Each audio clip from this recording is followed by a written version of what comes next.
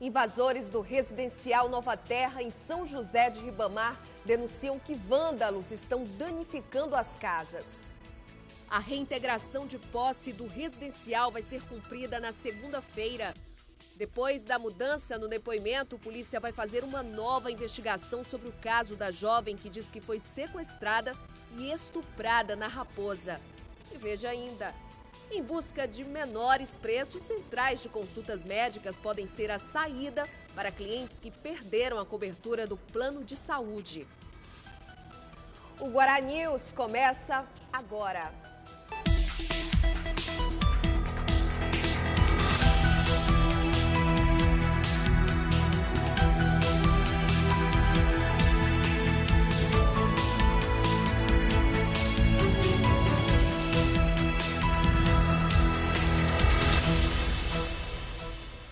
Olá, boa tarde.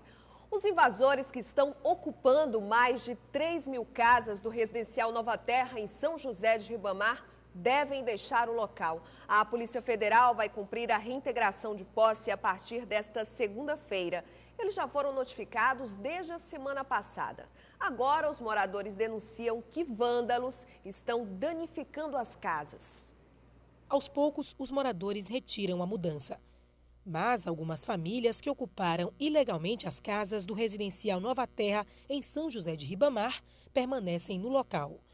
A preocupação é com a depredação dos imóveis. A população denuncia que, na medida em que os moradores deixam as casas, vândalos destroem o que podem. Na maioria delas, as pias e vasos sanitários são quebrados e portas e janelas arrancadas. Segundo os moradores, a ação dos bandidos começa após as 8 horas da noite. Realmente eu sou contemplada, mas tem muita gente que era ocupante, estão saindo, mas outros vândalos estão quebrando as casas.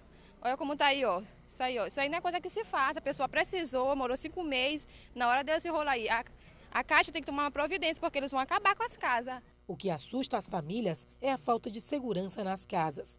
As janelas de vidro e as portas são frágeis. Para reforçar a segurança, alguns moradores colocam pedaços de madeira para evitar arrombamentos, o que não é o suficiente. A gente que trabalha, chega em casa com a insegurança, com medo de ter levado as nossas coisas, porque uma vez entraram na minha casa, já levaram o celular, tem uma meia dúzia de bandido aí que anda fazendo estrago nas casas. Ainda de acordo com a população, a saída dos moradores irregulares preocupa. As casas vazias vão atrair mais vândalos para o local.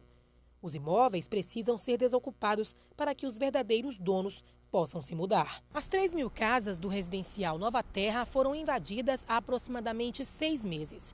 Do dia 12 a 16 de agosto, a Justiça Federal notificou as famílias invasoras que receberam prazo de 5 dias para deixar as residências. Muitas famílias dizem que só vão deixar os imóveis com a chegada da polícia para evitar que mais residências sejam quebradas. Ainda vai ser votada na Câmara de Vereadores de São José de Ribamar a lei municipal que isenta a cobrança do ITBI para os beneficiários do programa Minha Casa Minha Vida. O termo de ajustamento de conduta que libera os mutuários do imposto foi assinado ontem. O pagamento da taxa estava sendo cobrado porque, segundo o prefeito Gil Coutrin, a construção dos 7 conjuntos habitacionais em São José de Ribamar, 5 beneficiariam moradores de São Luís. Isso representaria 50 mil habitantes a mais no município de São José de Ribamar. E depois da nova versão para o caso da jovem que disse que foi sequestrada e violentada sexualmente no município de Raposa, a polícia programa uma nova investigação do crime. Ontem, ela desmentiu o primeiro depoimento. A polícia vai fazer uma nova investigação no caso da jovem Hélida Bastos, de 25 anos, que diz ter sido estuprada na Raposa. Os investigadores vão escutar novamente as testemunhas e uma nova perícia vai ser feita no local onde supostamente aconteceu o crime. Nós vamos amanhã ainda na residência dela para ela mostrar o lugar que ela disse que foi estuprada. Nós já temos uma equipe lá no local e diz que não há vestígio nenhum. Ela disse que ficou várias horas sendo abusada no chão, que o mato ficou até quebrado e tudo. Lá não tem nada disso. Então, amanhã nós vamos levar ela lá ao local, para ela mostrar exatamente onde é, para mostrar para ela, né, que nós temos como descobrir a verdade.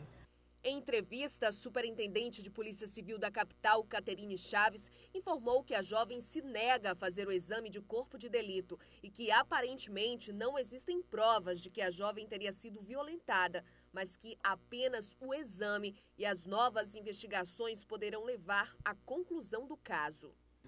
Aparentemente, ela disse que foi agredida, muito agredida, que ela foi ferida à faca, pegou uma coronhada na cabeça.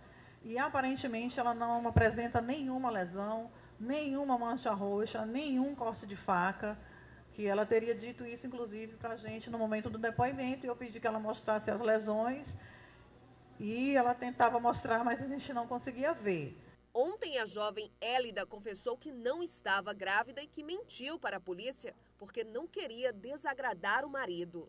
Ela disse que estava realmente com uma gravidez que se chama psicológica, onde a mulher cresce a barriga, os seios produzem leite, e que ela descobriu essa condição já no início da gestação e ficou com medo de revelar isso ao marido, porque o marido desejava muito esse filho. E que ela iria contar para ele a verdade na segunda-feira, onde que ela iria levar ele no médico, para o médico explicar. Então, ela disse que toda vez que ele se alegrava com a criança, que ela pensava em contar, ela voltava atrás porque via a felicidade dele, que ia ser pai, e isso desestimulava. E ela foi alimentando essa mentira. E como ela é gordinha, então todo mundo acreditou que ela realmente poderia estar grávida. A polícia garantiu que até o fim da semana as investigações serão concluídas. Nos próximos dias a gente com certeza vai ter elucidado todo esse caso. E se ao final das investigações ficar provado que não houve nada, ela pode passar da condição de vítima para autora, né, de crime de comunicação falsa de crime. E hoje à tarde, Élida Bastos vai ser ouvida novamente pelos delegados que investigam o caso. A polícia tenta convencer a jovem a fazer um exame de corpo de delito que poderia confirmar se ela foi ou não violentada. Foram apresentados 4 homens presos em Vitória do Mearim, interior do Maranhão, suspeitos de arrombar caixas eletrônicos. Um deles era fugitivo da CCPJ de Pedrinhas. A polícia identificou os outros membros da quadrilha e já começou as buscas. Os 4 homens foram presos com 5 bananas de dinamite, 109 munições de pistola 9mm, 30 cartuchos de 12mm, 5 armas, sendo 2 pistolas, 2 escopetas e um revólver calibre 38, além de 2 coletes com distintivo da Força Nacional e a quantia de R$ 1.500. Através de várias denúncias, o comandante da guarnição, no dia, o sargento José Orlando Costa, me passou a informação e disse: doutor, vamos checar. Aí foram checar, pediram meu apoio, fomos, verificamos a procedência da situação, abordamos os elementos, imobilizamos, aí fizemos uma busca. Através da busca encontramos tudo isso e vimos que estava diante de parte de uma grande quadrilha. Entre os 4 presos, os mais perigosos são Pedro da Silva Filho, de 24 anos, que deveria estar cumprindo pena na penitenciária de Pedrinha, mas acabou fugindo por um túnel. No momento da prisão, ele estava com um dos braços queimados, por uso de dinamite. O outro é o cadeirante João Paulo Ferreira, de 31 anos, que tinha 4 carteiras de identidade. Apesar de ter feito apenas 4 prisões, a polícia já conseguiu identificar outros membros da quadrilha. Nessa quadrilha aí, pelo menos 9 nós já temos. 4 foram presos, 3 conseguiram fugir ao cerco, no Vitória do Mearim, e 2 que teriam participado também do assalto dos Correios de Santo Inês, foram abordados em Timon ontem e conseguiram se evadir, deixando o carro com a CPU e as imagens do assalto dos Correios. Somente neste mês, esta foi a 4ª quadrilha presa no Maranhão, sob acusação de explodir caixas eletrônicos. Tanto a Polícia Militar quanto a Polícia Civil temos dado uma resposta desestimulando esse tipo de prática no estado do Maranhão. A seguir, começa amanhã a campanha de vacinação.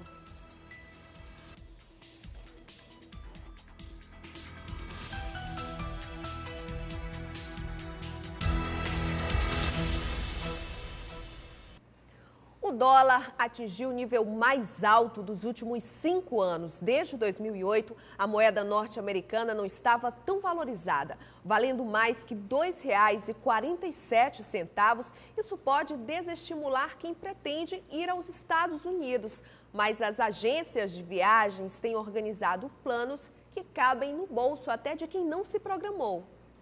Essa é a maior valorização da moeda norte-americana desde dezembro de 2008. Neste mês, o dólar já acumulou alta de 7,4% e, desde o início do ano, representa 19,88% de aumento.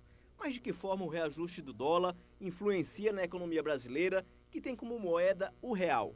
Um dos setores que podem sofrer com a alta repentina da moeda é o de turismo, principalmente as agências de viagens, que comercializam pacotes de intercâmbio para o exterior. Com o dólar cotado a R$ 2,45, quem programou viagens para a Europa ou América do Norte com antecedência economizou, enquanto a moeda americana se manteve estável.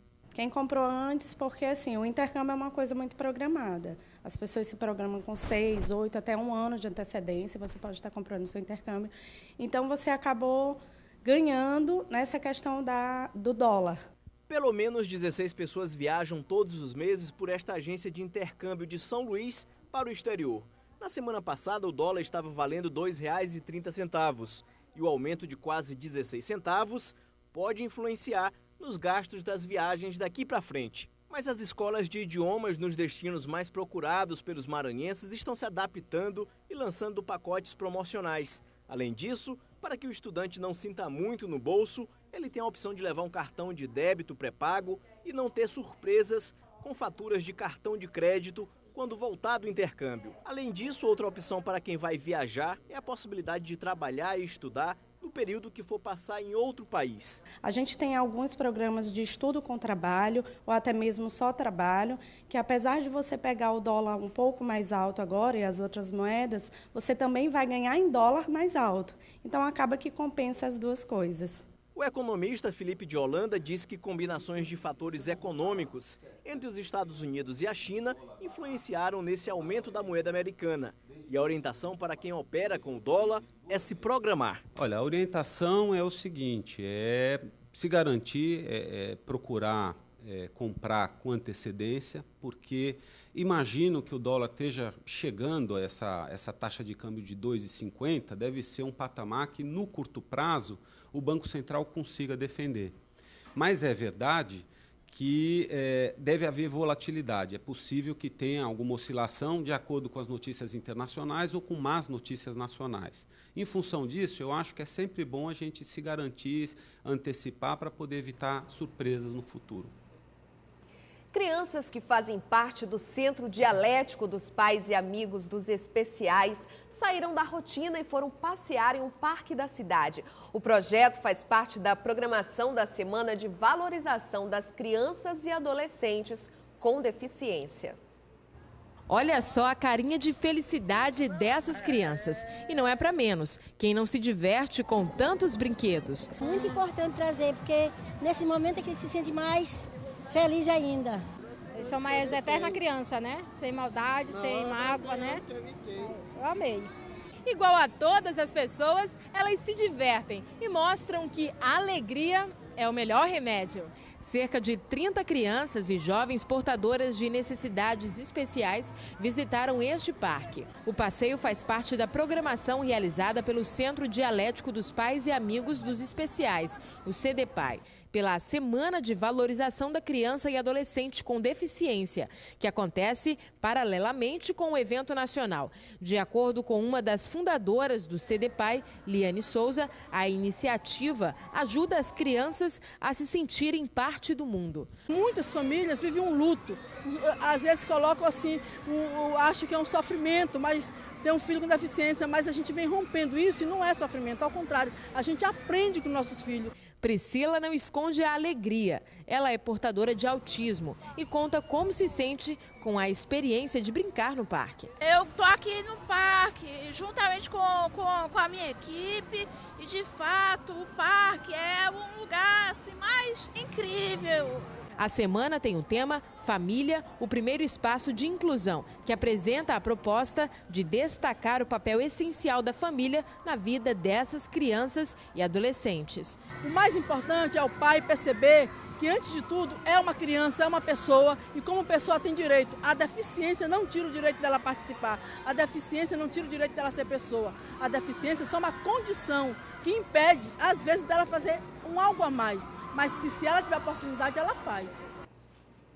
O Maranhão está em 4º lugar no número de formalização de microempresas. O programa do Sebrae para formalizar os trabalhadores que atuam por conta própria foi lançado há 4 anos e leva em conta o faturamento anual da empresa, o salário e o número de empregados contratados. Dona Francinete mostra com orgulho o salão de beleza que há mais de 3 anos é a principal fonte de renda da sua família. Além de um negócio, o salão é a realização de um sonho. Representa tudo porque eu sobrevivo daqui. Daqui eu conheço pessoas novas, eu faço amizades.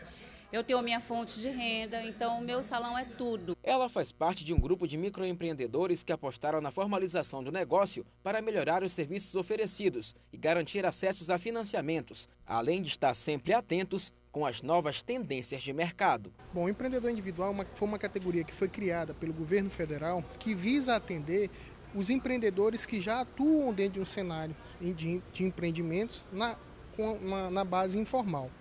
O maior benefício que eles hoje gozam por estar formalizando, além de ter acesso a participar das compras governamentais, é o fato de que essas pessoas, esse tipo de empreendimento, esses empreendedores passam a gozar do direito dos benefícios sociais.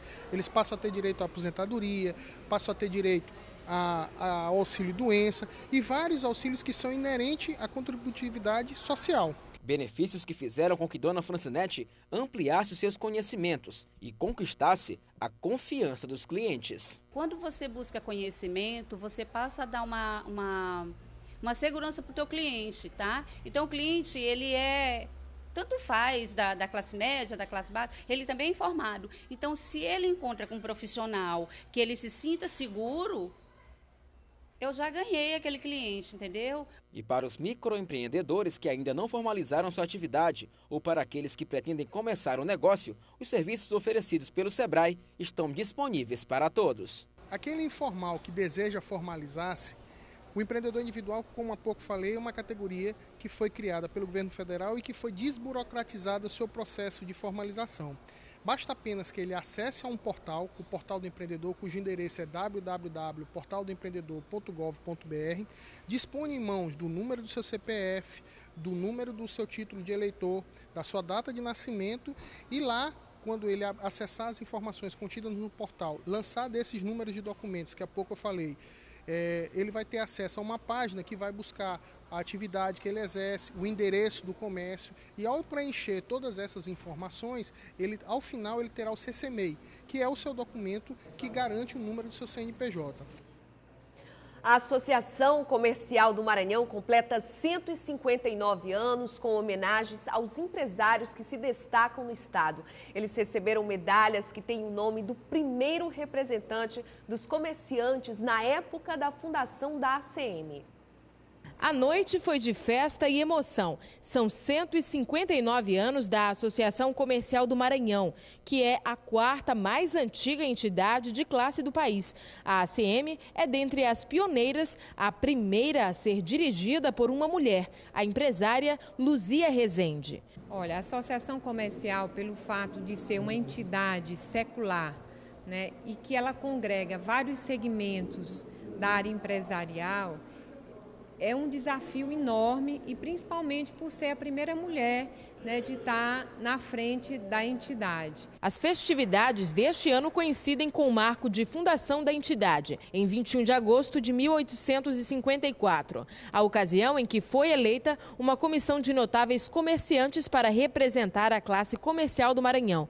Para presidir a comissão, elegeu-se o comendador João Gualberto da Costa, figura eminente da sociedade daquela época. A medalha do mérito leva o nome dele e quem recebeu este ano foi o vereador José Joaquim. Olha, primeiro agradecido a Deus e agradecido ter sido escolhido pela Associação Comercial do Maranhão nos seus 159 anos, para receber a medalha João Galberto da Costa, ser o primeiro presidente desta casa, e que é uma casa que tem toda uma história vinculada à belíssima história de São Luís e do Maranhão.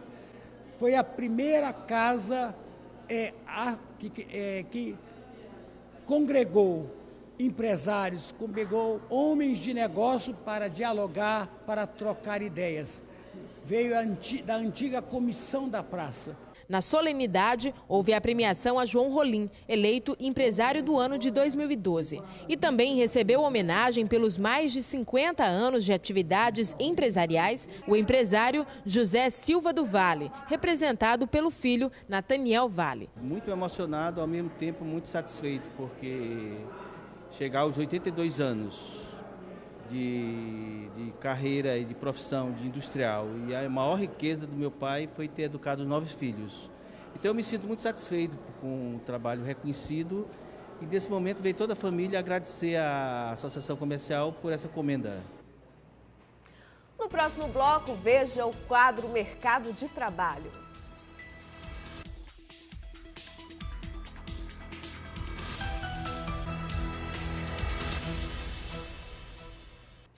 Biometria, financiamento de campanha e o voto em trânsito são algumas das discussões que estão acontecendo em São Luís no Encontro Nacional de Corregedores Eleitorais. Corregedores de todo o país participam do evento, onde são debatidas as pautas acerca de rotinas cartorárias, biometria, inscrições eleitorais, reforma política, entre outros temas. Ao final, uma carta será elaborada e encaminhada para os órgãos competentes. Bem, nós vamos discutir, como temos discutido em outros encontros, aquilo que seja do interesse das corregedorias eleitorais no âmbito dos estados, com vistas a estabelecer um entendimento uniforme em relação a cada estado e também fazer propostas ao Colégio do Tribunal Superior Eleitoral sobre aquilo que nós pensamos ser o adequado para facilitar o trabalho das corregedorias e facilitar também a realização das eleições no momento oportuno. O desembargador José Ribamar Frois Sobrinho, corregedor do Tribunal Regional Eleitoral do Maranhão, vai expor uma proposta a ser discutida durante o encontro: o voto em trânsito para presos provisórios. Nessa proposta nós vamos aqui no Maranhão colocar uma sessão, dentro do próprio presídio para a gente facilitar esse deslocamento para a votação do preso provisório, porque, segundo a Constituição brasileira, esse preso provisório ele não está inibido de votar, ele está inibido de ser votado, de ser candidato, ou então o preso definitivo é que está com seus direitos suspensos. O direito dos presos provisórios ao voto foi regulamentado também pelas resoluções do Tribunal Superior Eleitoral, o TSE. Nas eleições de 2008, por exemplo, sessões eleitorais foram instaladas em alguns estados, a pedido de juízes dos tribunais regionais eleitorais, em conjunto com o Ministério Público e representantes de movimentos sociais. De segunda a sexta, logo após o Guaranius, você fica na companhia de Paula Veloso, que mostra tudo sobre o universo feminino. E hoje nós vamos até o estúdio lá falar com ela. Paula, boa tarde, bom fim de semana para você primeiramente. Tô sabendo que tem música, receita aí no programa de hoje. Conta aí. Hoje tá animado, viu, Bianca? Boa tarde. Hoje no programa M a gente tem música de qualidade com o quarteto Bom Tom, que veio bater um papo comigo e apresentar pra gente algumas pérolas da MPB e do jazz. Hoje também o pessoal de casa vai aprender uma super receita para fazer nesse fim de semana, impressionar aí a família e os amigos num jantar especial, uma pirâmide de lagosta. Que tal, Bianca? Todo mundo vai ficar com água na boca. Tudo isso e muito mais daqui a pouquinho no programa M, mas agora a gente continua vendo você e o nosso Guaranius. Um ótimo trabalho para você e vem curtir uma música boa aqui com a gente depois quando terminar o Guaranius, viu? Música de qualidade, programa de qualidade é com você, Paula, no programa M. Pode ter certeza. Meus parabéns, viu? Obrigada.